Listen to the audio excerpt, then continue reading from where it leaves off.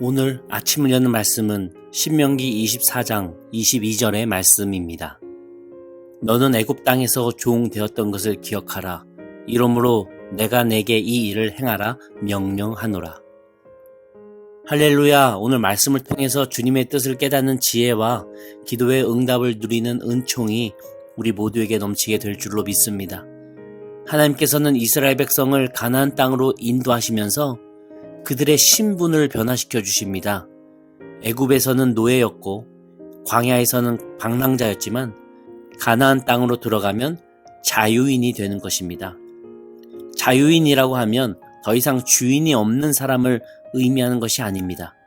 스스로 자신의 삶을 선택하고 결정할 수 있는 권리가 있는 것으로서 동시에 다른 사람의 권리도 인정할 수 있는 그 책임감이 있는 삶이 자유인의 삶일 것입니다. 그것을 하나님은 이스라엘 백성들에게 가르치고 계셨던 겁니다. 내 자유라고 주장하며 다른 사람의 권리를 무시하고 빼앗는 그런 무책임한 사람이라면 그것은 하나님께서 원하시는 자유인의 모습은 아닐 것이고 가나안 땅에서 아름다운 공동체를 이룰 수도 없을 것입니다. 이스라엘 사람들은 430년간 애굽에서 종살이하면서 몸에 배어버린 노예 근성이 있었는데 40년간 광야 생활하면서 하나님께 진정 참 자유가 무엇인지 배워갔습니다. 근데 이것이 어설프게 믹스가 되어버리면 나중에 가나안 땅에 들어갔을 때 온전한 참 자유인도 아닌 것이 노예도 아닌 것이 어중간한 존재가 되어버린다고 하는 거예요.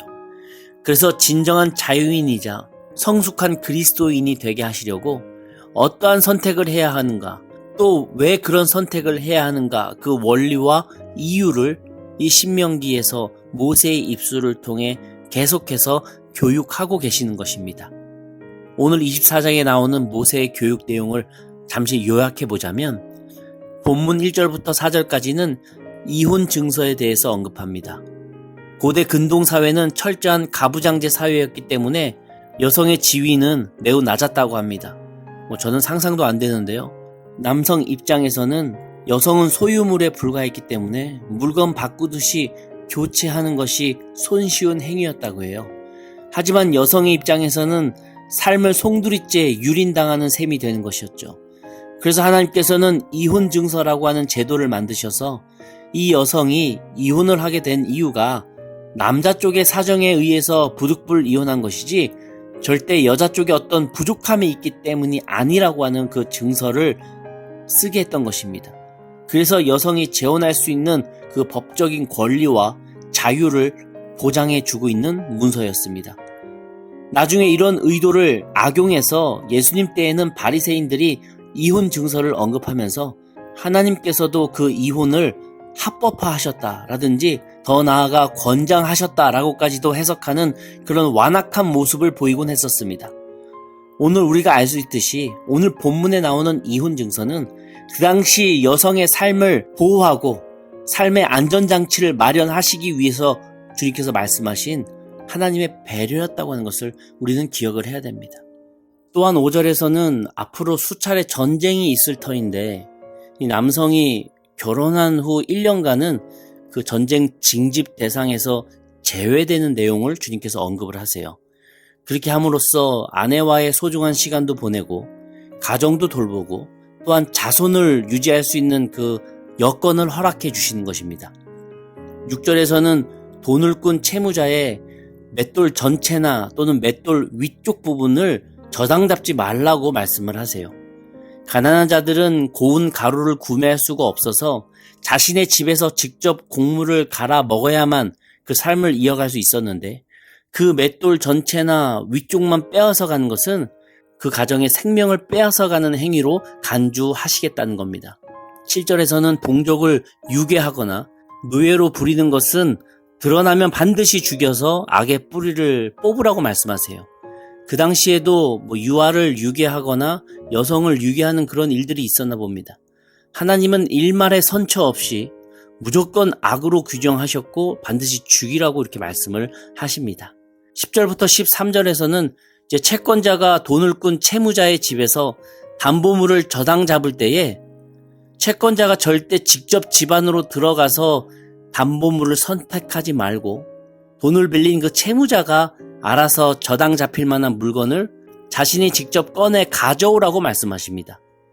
더욱이 그가 극빈자라면 물건이 없을 테니까 옷이라도 저당 잡을 텐데 겉옷을 저당 잡더라도 저녁이 되기 전에는 그 저당물을 돌려줘서 이 사막에 견디기 힘든 추위 속에서 채무자의 생명을 유지할 수 있도록 하라고 말씀하십니다.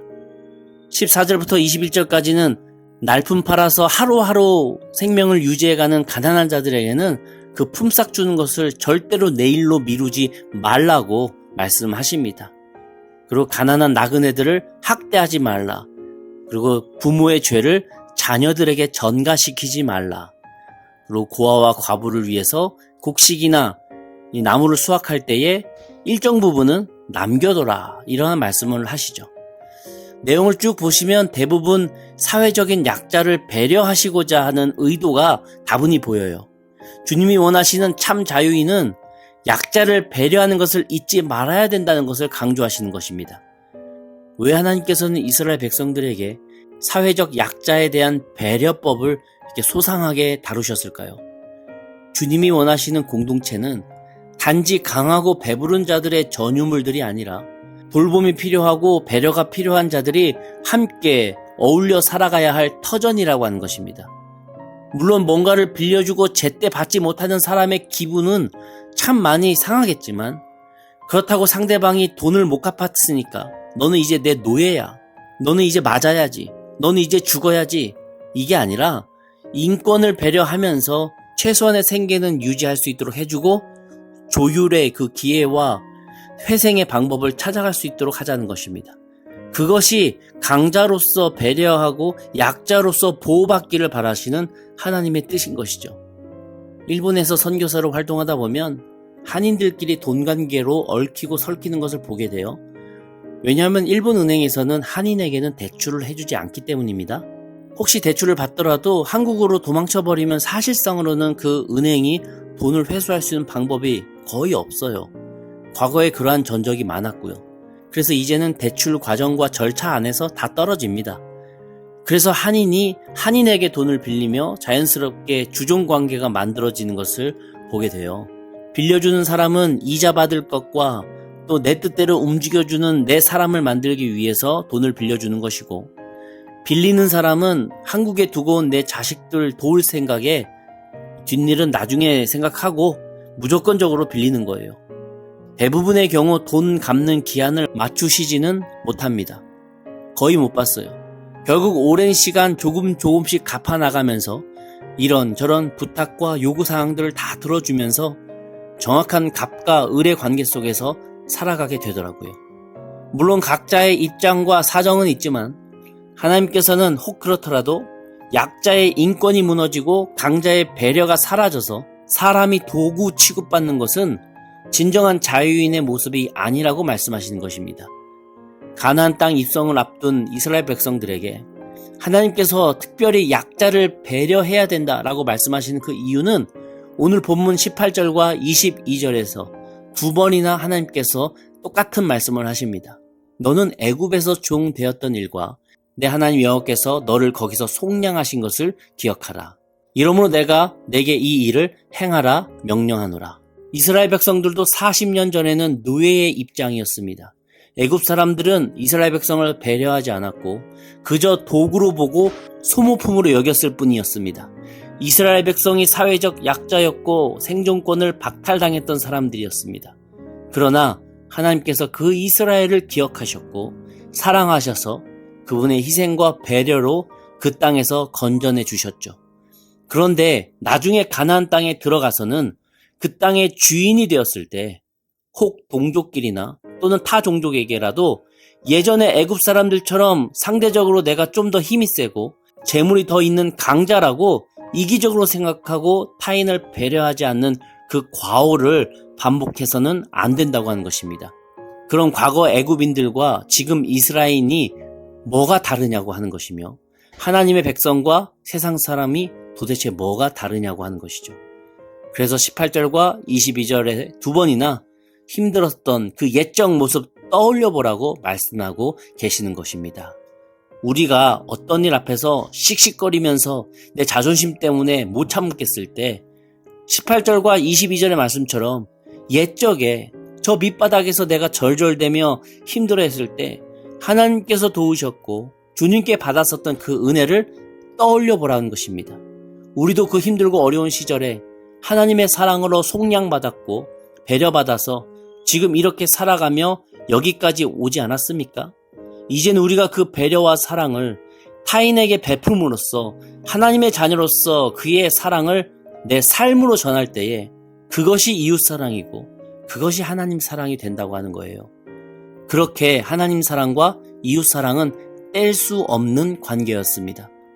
주님의 은혜를 알고는 있고 감사하긴 한데 이웃과의 관계 앞에서 특별히 사회적인 약자들 앞에서 여전히 내가 자존심을 접지 못하고 내 이기심을 내려놓지 않는다면 나는 애굽 사람과 다를 바 없이 예수 믿는 그리스도인이라고 차마 말할 수 없는 부끄러운 존재임을 기억해야 합니다.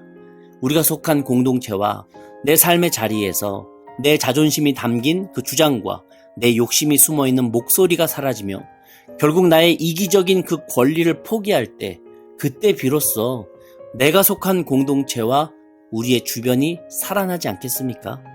내가 낮아지고 죽어야 이웃이 살더라고요. 내가 살고자 하면 결국 이웃은 무너지더라고요. 모세가 인생 끝자락에서 꾸준히 지금 이 교훈을 전하고 있는 것입니다. 나는 주변 사람들을 만날 때 그리스도인이 되고 있습니까? 아니면 똑같은 세상 사람이 되고 있습니까? 오늘 이 휴일에 만나는 그 주변 이웃들에게 내가 할 수 있는 아주 사소한 부분에서라도 그리스도인의 모습이 되기를 소망합니다. 그리스도의 언어를 들려주십시오. 그리스도의 손길을 느끼게 해주십시오. 그리스도의 배려 어린 행동을 보여주십시오. 우리가 하는 한마디의 따뜻한 말과 배려 담긴 행동들이 생각지 못한 생명의 역사를 불러일으킬 것입니다. 그렇게 오늘 하루도 그리스도인으로 살아가는 저와 우리 성도님들 다 되시기를 주님의 이름으로 간절히 축원합니다. 아멘.